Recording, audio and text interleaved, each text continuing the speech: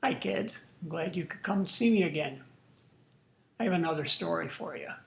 But first, I'll let you know today is Super Bowl Sunday. In just a couple days, it'll be one of my grandchild's birthday. I want to tell him that I hope you keep going with this high interest in math and science. And someday you study quantum physics, because then you'll be able to explain to Grandma how the back of that semi-trailer actually did go through the front of her car. It didn't just happen though, God had to set it up. But that's not the story. The story in part takes place about 40 miles behind me to the east, a little town called Apache Junction. When Grandma's father remarried after a few years, he moved to Apache Junction and opened, or took over, I should say, Smith Rental. That's a rental store where they rent things like chainsaws and big saws and maybe a tractor or maybe a tent for somebody that has a party. Not some place that a lot of people go to. So, that's about over 2,000 miles from Rochester. But this is the story. About 30 years ago, I belonged to a men's group, a men's Christian group, and they had chapters in a lot of the cities around, all over the country. So they were going to have a couples retreat, a marriage enrichment thing, where you go and you talk about your feelings, how you feel about each other, how much you care about them. Well, that was going to be in Lake George, and that's about maybe 200 miles east of Rochester.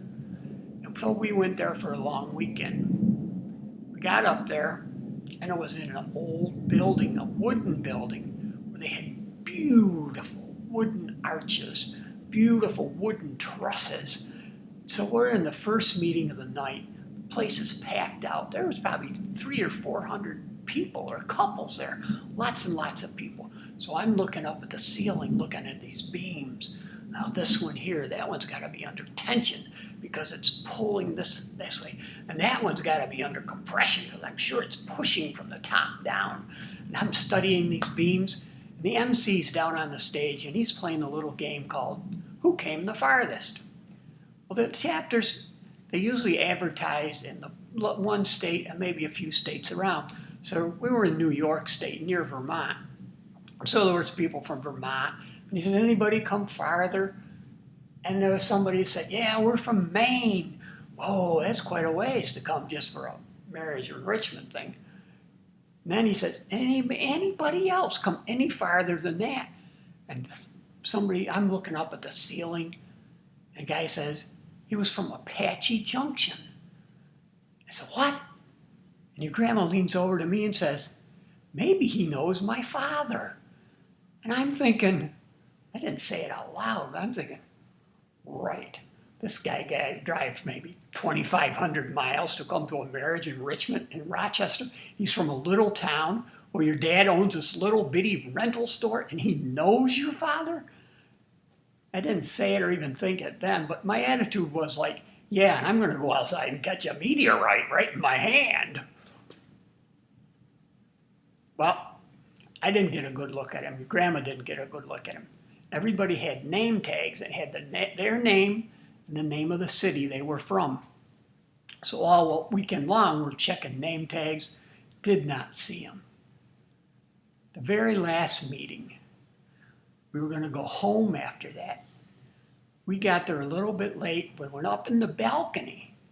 The place is packed out again, but there happened to be 4 seats right in a row.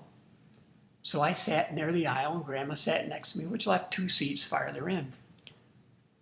And they're just about ready to start, and this couple walks up, are those seats taken? And we said, no. So we let them in, and I looked at their name tag. Couldn't believe it. That's the couple from Apache Junction. 2,500 miles they drove. And they ended up, the very last meeting, the very last 4 places to sit down, they sit right next to us. I'm blown away, I'll tell you, I'm blown away. Grandma leans over to him and says, do you know John? He works our own Smith Rental.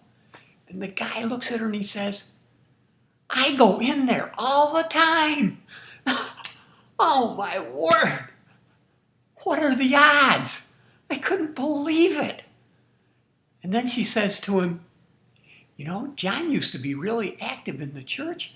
He even used to sing. He has a beautiful voice. And the guy says, John? The cigar smoking John? And Grandma says, yeah. And then she told him a little bit of the story. And the guy says, next time I go in there, I'm going to talk to him about the Lord.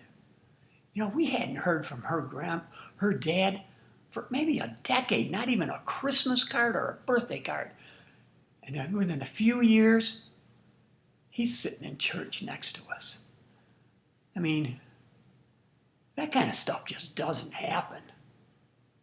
It just doesn't happen. It's like a miracle. You know why? It was. Only God can do stuff like that. He has plans for your life, kids. And then when you write them, keep a diary or a ledger or a journal of little things that just don't seem like they would really be possible. Write them down and you'll be amazed how many times God has helped you through a situation. I love you. I wish I could be with you.